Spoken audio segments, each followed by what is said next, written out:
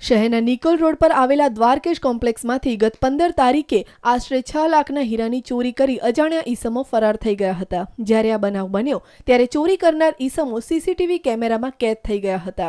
જે બાદ પોલીસે સીસીટીવી કેમેરા અને મળેલી બાતમીના આધારે 7 આરોપીની ધરપકડ કરી છે અને મુખ્ય સૂત્રધાર હજી પોલીસ પકડથી દૂર છે। આરોપી પાસેથી 4 લાખના હીરા પણ રિકવર કર્યા છે। અમારા સાહેબની સૂચના અનુસાર અમે સીસીટીવી ફૂટેજમાં દેખાયેલી ઈસમની તેમજ ત્યાંના મોબાઈલ ટાવરના જે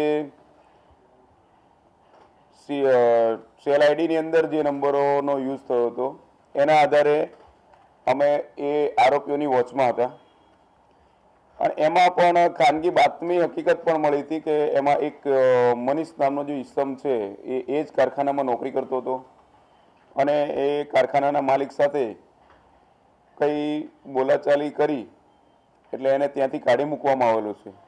એટલે અમે એ ઈસમની વોચમાં હતા અને વોચ દરમિયાન અમને એ ઈસમ મળી આવેલ।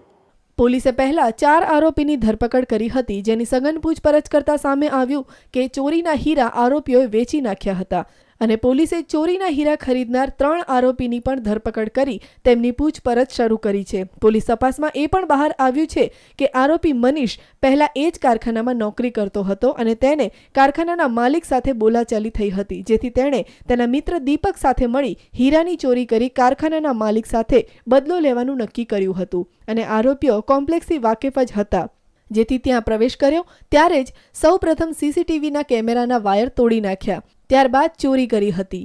આટલી ચાલાકી કરી હોવા છતાં આરોપીઓ આવી ગયા છે પોલીસના શકંજામાં। હાલ પોલીસ હીરા ખરીદનાર વેપારીની પૂછપરછ કરી રહી છે અને અન્ય હીરા મેળવવા અને ફરાર થયેલ આરોપીઓને પકડવા ચક્રો ગતિમાન કર્યા છે। કેમેરામેન ગુરુબક્ષ સંધુ સાથે કશ્યપ જોશી, ન્યૂઝ ઓનલાઈન, અમદાવાદ।